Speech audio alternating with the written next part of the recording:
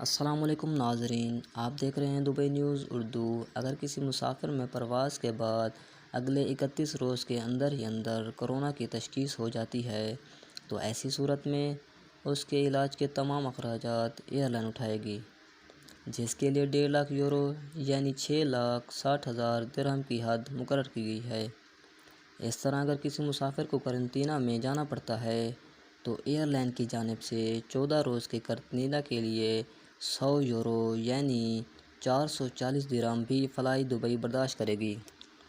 یہ سہولت دنیا بھر کے ان تمام باشندوں کو حاصل ہوگی جو فلائی دبئی کی پرواز سے سفر کریں گے۔